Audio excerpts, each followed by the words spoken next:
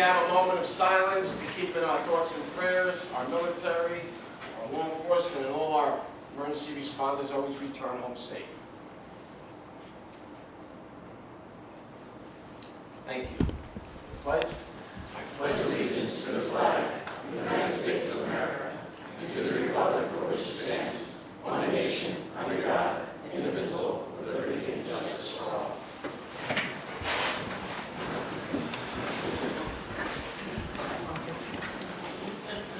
In accordance with the provisions of the Open Public Meetings Law, notice of this public meeting has been published in the Home News Tribune, Courier News, and Star Ledger newspapers, and posted on the Middlesex County website, as well as on the bulletin board in the Middlesex County Administration Building at least 48 hours in advance of the meeting, which shall be entered into the minutes of this meeting. Roll call. County Commissioner Escona-Barber. Here. County Commissioner Penny. County Commissioner Cockrell. Here. County Commissioner McCollum. Here. County Commissioner Deputy Director Nara. Here. County Commissioner Tamara. Here. County Commissioner Director Rios. Here. We have recognitions. Proclamation for Sexual Assault Awareness Month and Denim Day 2025. Proclaim April 2025 Alcohol Awareness Month in Middlesex County. Recognizing South Amboy Chief Patricia Konecki as the first female chief of police in Middlesex County. Recognizing April 2025 as National Community College Month. Is there a motion to adopt the recognition? Second. Roll call. County Commissioner Escona-Barber. Yes. County Commissioner Yes. Penny. County Commissioner Cockrell. County Commissioner McCollum. Yes. County Commissioner Deputy Director Nara. Yes. County Commissioner Tamara. Yes. County Commissioner Director Rios. Yes. Director, you would make the presentation?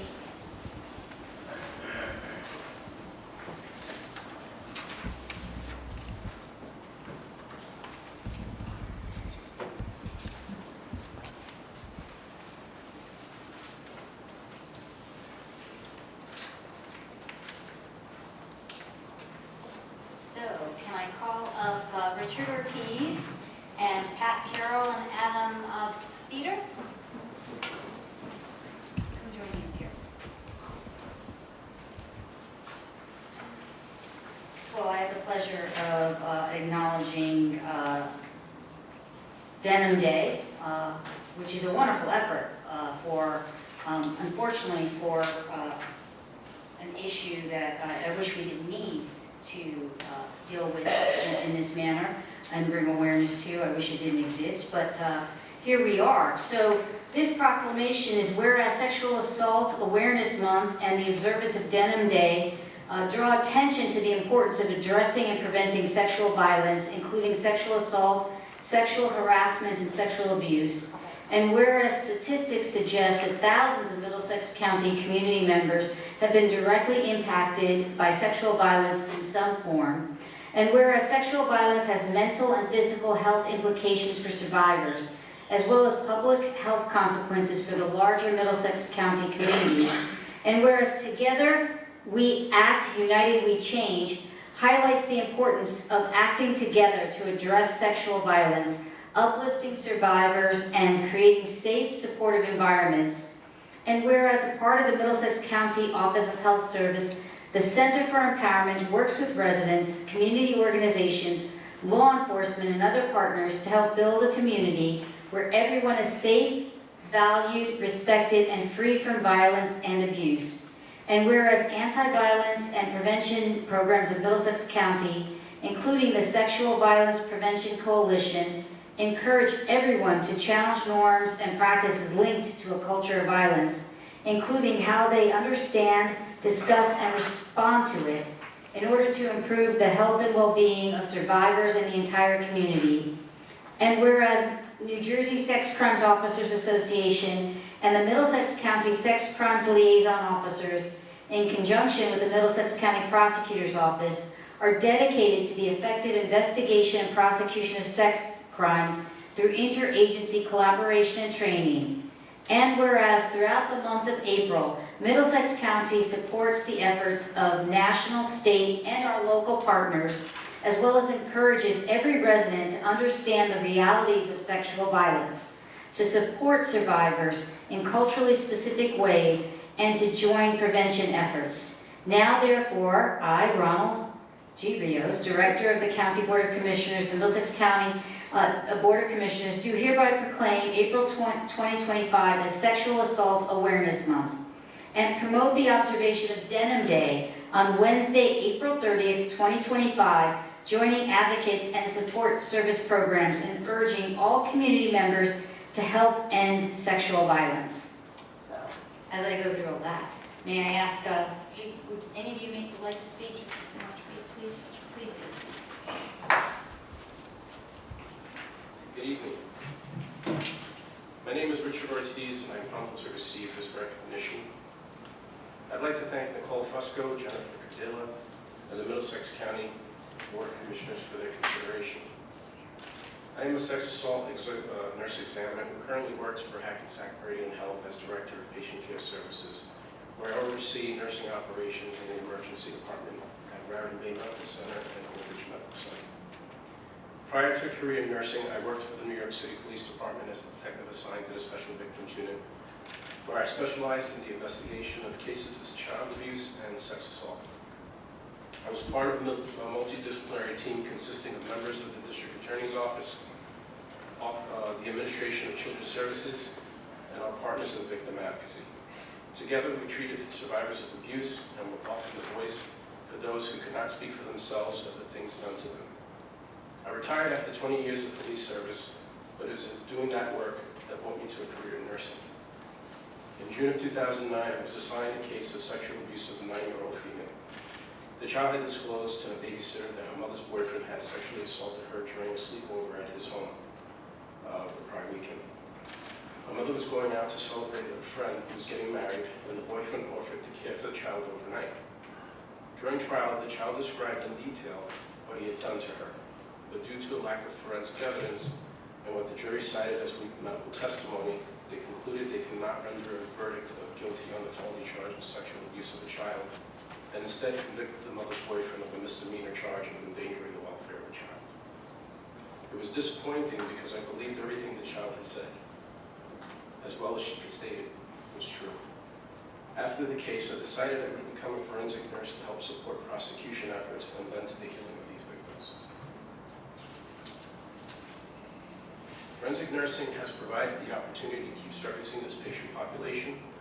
A career in hospital administration has helped me enact changes in treatment and policy that has improved the response and care we render these patients. Together with Nicole Fusco and the team at the Middlesex County Prosecutor's Office, we work to enhance the services and care we render to our patient victims of sexual violence and abuse, and I'm grateful for the support we receive from Middlesex County Commissioners as we tend to this sensitive patient population. I look forward to our continued collaboration for many years to come to enhancing these much-needed services for the communities we serve.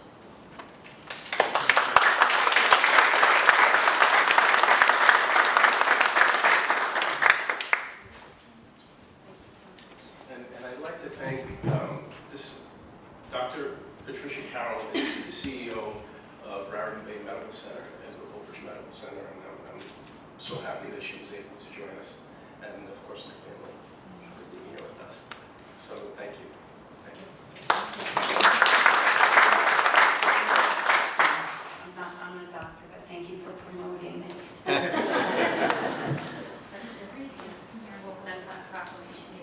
Well, thank you for all of you, and everyone that's involved in your work, because you do really great things, really.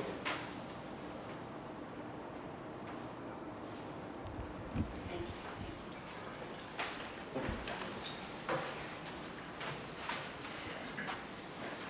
Now, we have the rest of the meeting to go through, so if you really don't want to sit here, you don't have to sit here.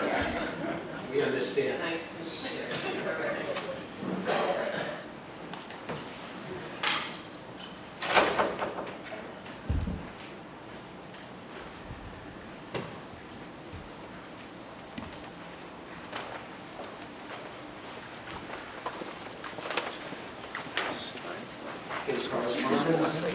Commissioners, we provided with a list of correspondence received by the clerk's office since our last meeting. This correspondence will be kept on file in the office of the clerk of the board for reference.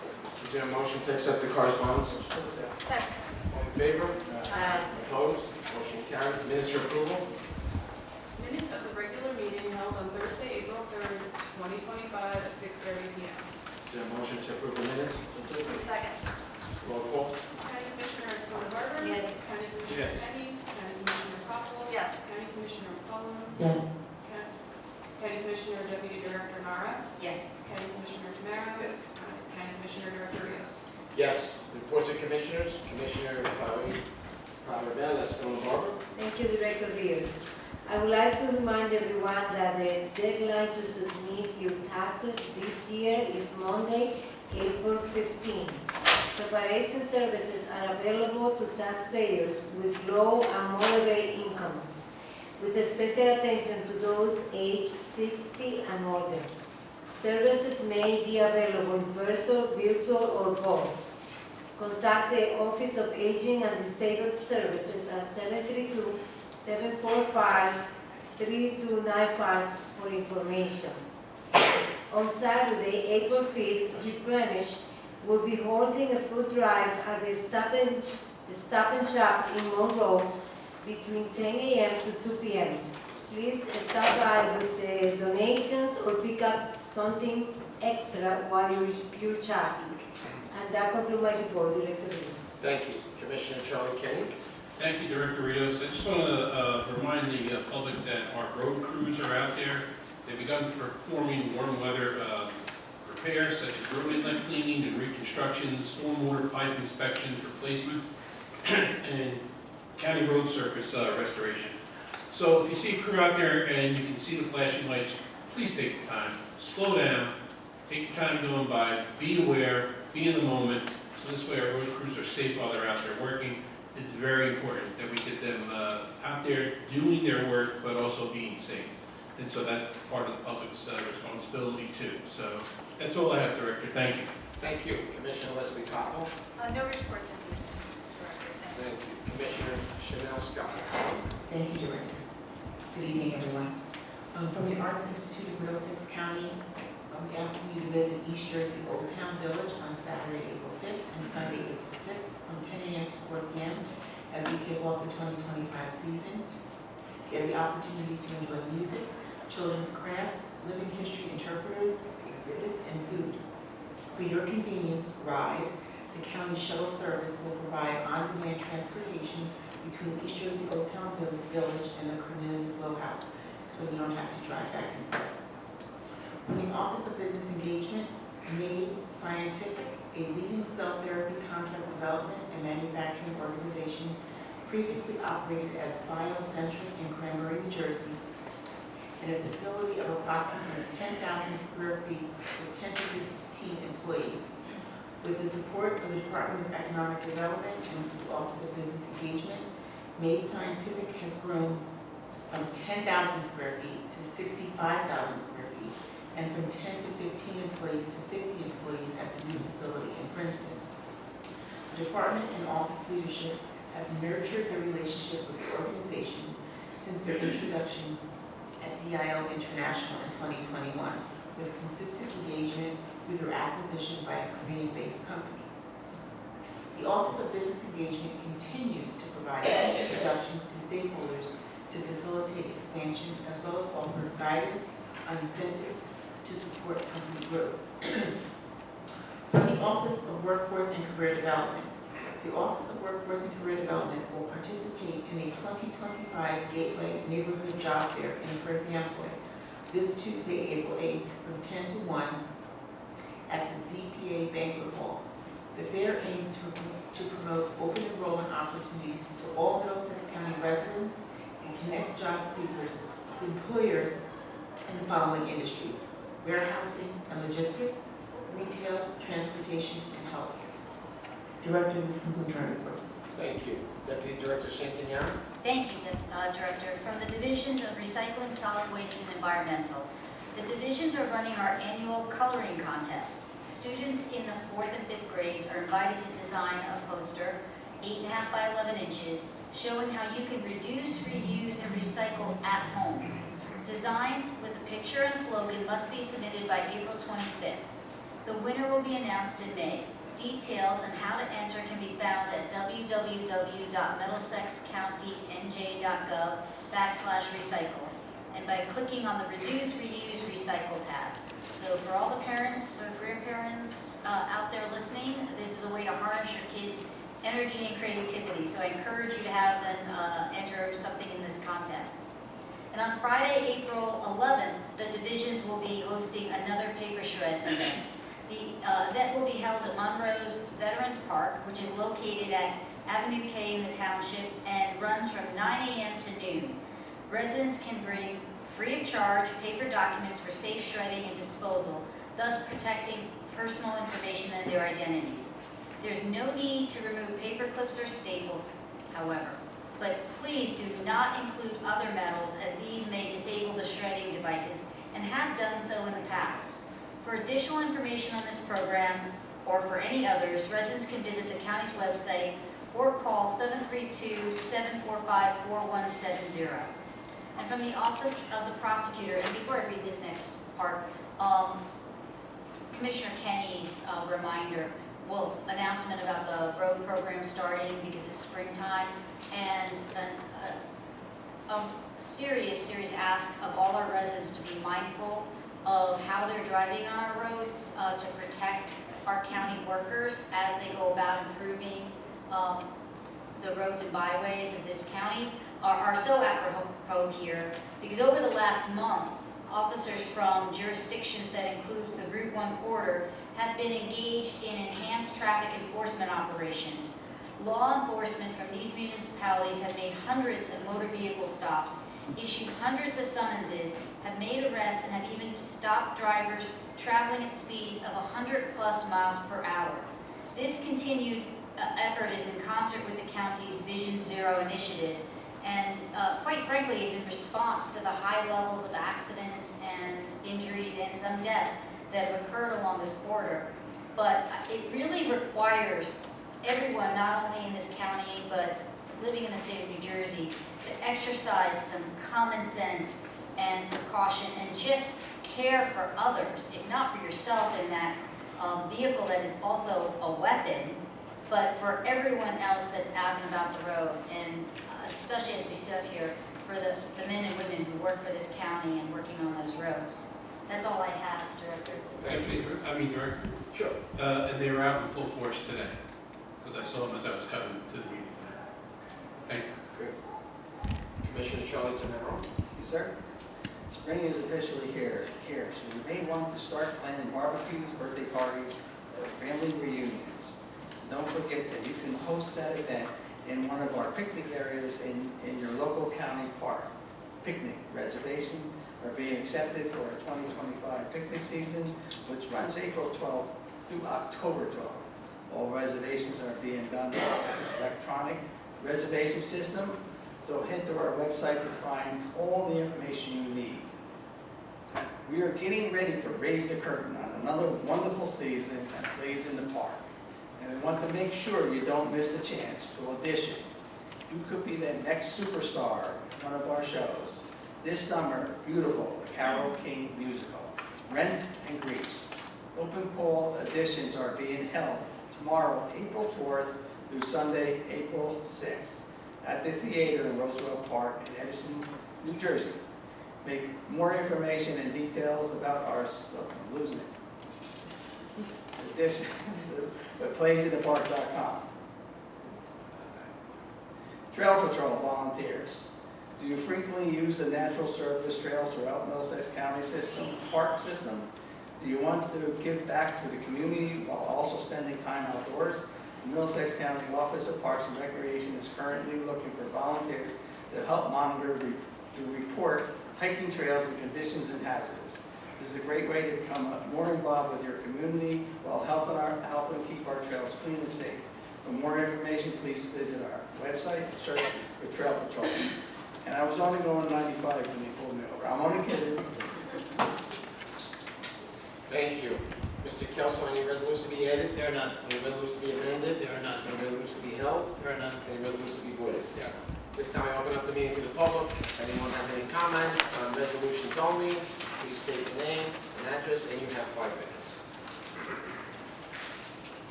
Good evening, Charlie Cradendale, 143 Sedan Street, New Brunswick.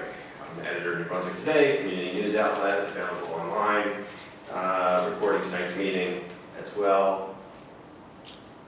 Let's start with 451 is grant to offset the cost of implementing the county's plan to end homelessness for Middlesex County residents. Can we get an update on this plan and where we're at in terms of ending homelessness? Melissa? Yeah, Charlie, Coming Home, the agency that got this grant, is the agency that was created by the county in conjunction with Robert Wood Johnson Foundation and United Way to implement the plan to end homelessness when it was created in 2008.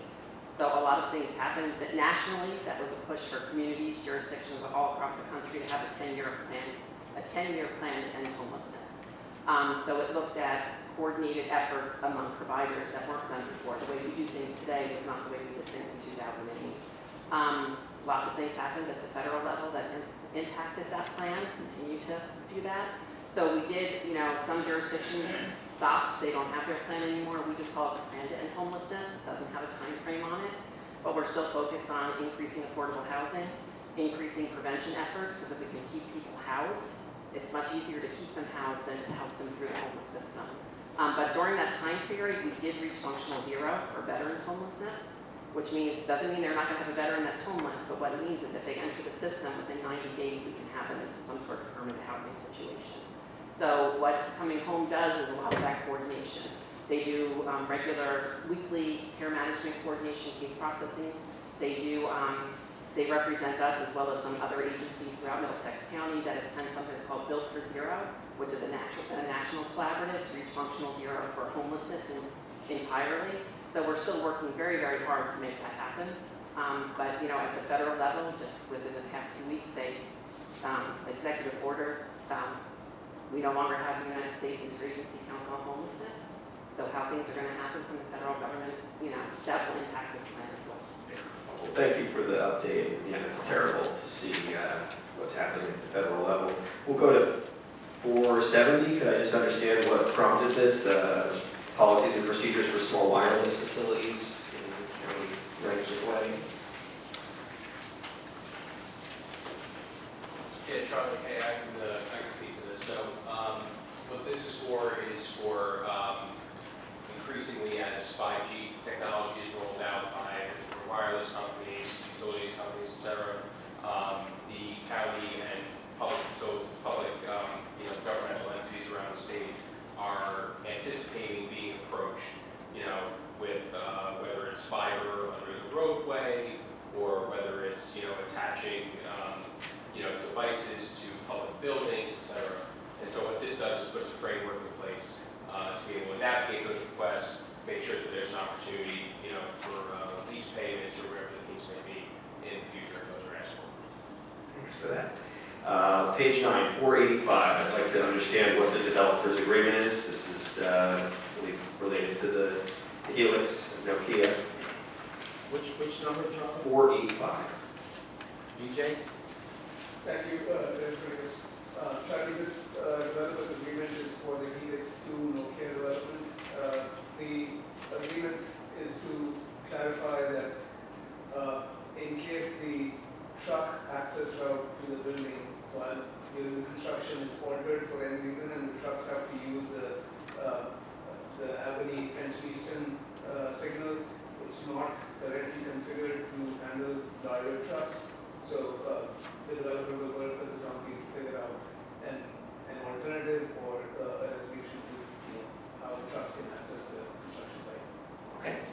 And on page 11, I see a couple of resolutions about Arrive Together. I'd like to understand the county's role in this and, hear more about how it's going so far and what these resolutions will accomplish. Which, on page 11? Yes, at the It's bottom. actually 10. On my agenda, it's 11. It's like 499. I have to say Which number, Charlie? 498 and 499. Joe? Charlie, that's an agreement we have with Rutgers University, prosecutor's office, municipalities. So what we're trying to do is to ensure that people with behavioral issues that are not compromised during investigations and we're working in concert with the two Rutgers professionals and law enforcement to ensure that these individuals are treated respectfully and the investigations are done appropriately. Thank you. Anyone else in the public? Motion to close the public. Second. All in favor? Opposed? Motion carries. Anyone have to vote on anything separately? I will direct What's your number? 25-500. Anyone else? No? Okay, Mr. Kelso? Yes, Director, a motion would then be in order to adopt a consent agenda consisting of resolution numbers 25-439 through resolution 25-500, excluding resolution 25-500 to be voted upon separately. Is there a motion to adopt the consent agenda? Second. Roll call. County Commissioner Barber? Yes. County Commissioner Yes. Petty? County Commissioner Poppins? Yes. County Commissioner McCollum? Yes. County Commissioner Deputy Director Nara? Yes. County Commissioner Tamara? Yes. County Commissioner Director Rios? Yes. Now, Director, it would be appropriate to consider the resolution that was excluded by Commissioner McCollum, and that's resolution 25-500. Is there a motion to adopt? Second. Roll call. County Commissioner Barber? Yes. County Commissioner Yes. Petty? County Commissioner Poppins? Yes. County Commissioner McCollum? Present but abstaining. County Commissioner Deputy Director Nara? Yes. County Commissioner Tamara? Yes. County Commissioner Director Rios? Yes. This time I open up the meeting to the public. Seeing none? Oh.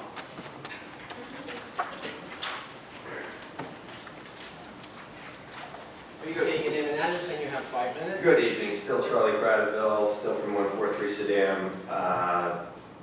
I'm going to start by just saying briefly, rest in peace, Brandon Romero, the young man who was shot and killed this week in our city. And I don't have any particular criticism to share, but I think we need to come together as a community, and that includes all of us, to stop this. The young boy was 16 years old, and his life is over now. And it happened in the streets of New Brunswick in broad daylight. And at least as of now, to my knowledge, the perpetrator is still on the loose. So we've got to stop that. We can't allow that to be normalized. So I want to name that here and tell you that happened in case you hadn't heard. Can anybody tell me what happened with the water main break in Edison? Was that a county construction project that caused it? It was on the college property, and it was a construction project for the CIO plan. Can you tell me which piece of it? Was it the stadium or? Was it the stadium, John? It was the stadium. Yeah, the question's about the water main? Yeah. Yeah, so there was a Edison water utility main on the college campus that, as a result of the site work that was currently going on, was struck by the contractor. Obviously, understanding the situation, worked as quickly as we could between the county's construction contractor as well as the Edison water utility company and folks at Middlesex College. Obviously recognize and appreciate everybody's patience as water service was out. We were able to get restored in under 24 hours, but recognize that, even a minute without water is a minute too long. So Thanks for that. Yeah, the college had to cancel some classes and switch to remote classes on a different day. May I ask which contractor it was? John? yeah, it was Terminal Construction Corporation who they're the bid holder for both the multi-purpose venue as well as the student center. We're treating that all as one comprehensive construction site, so they're overseeing every aspect of that from intent. Okay. Well, I'm glad it got fixed. Can I get an update on the planning director position? Is that, and anything you can share about the timeline for making a permanent hire? Has the position been advertised? Yes, as of this evening, the planning director position will be taken over by DJ. He's part of the Department of Transportation. He had the responsibility for the Network Operations Center. DJ comes with a wealth of experience and knowledge as a planner, so we moved that into his responsibility. Okay, so just let me understand, as of tonight, you're saying no longer interim, he'll be the permanent planning That is director? correct, yes. Okay, well, congratulations and best wishes to you, sir. I had submitted some videos to the clerk of the board to be able to play them here. I guess they're not. When did you submit them, Charlie? At the conclusion of your prior meeting, I walked up to her and handed her the flash drive and haven't heard back, so I'm guessing that those are not. We'll make an effort to find out about that and pursue that. Thanks. I appreciate the update on Route 1 safety. Obviously, it's something I've been talking about a lot, and I'm glad to see something being done. I would really like to see the county promote these upcoming events, focusing on some of the most dangerous roads at the county level. I believe they're scheduled, I believe there's locations and times, and they're already out there somewhat, but it would be nice to name that tonight. I don't have them in front of me, but maybe if somebody does, when I'm finished, you could invite the public to attend those events. I understand some of the roads are, Stelton Road is the first one, and I don't know all the others, but if you make an effort to promote that, I think that would be a good thing, and you get more attendance, more participation, and start to address some of these dangerous traffic situations. Well, I have to tip my hat to Commissioner Charlie Kennedy, because we had the transportation symposium a few weeks back, and I thought that was a very big step in the right direction for that, where we're collaborating with many people and trying to bring awareness. I mean, as Deputy Director Nara said, there's a lot of education, there's a lot of enforcement, and how many times, I've seen people on the road where they're zigzagging, going 70, 80, 90 miles an hour. And it's especially on the parkway. Yes. Could I just make one more point? Thank you. Yeah, on my open request for the meeting videos, I haven't gotten any yet. I know Mr. Kelso said you'll get them as we get them, but I've been asked to pay money so that people can watch them. I don't think that's acceptable. I just need the recordings. Am I going to get them? Thank you, Charlie. I'm not sure what you're talking about. I'll follow up after the meeting. Thanks. Thank you. Anyone else in the public? Second. All in favor? Aye. Opposed? Motion carries. A motion to adjourn. Second.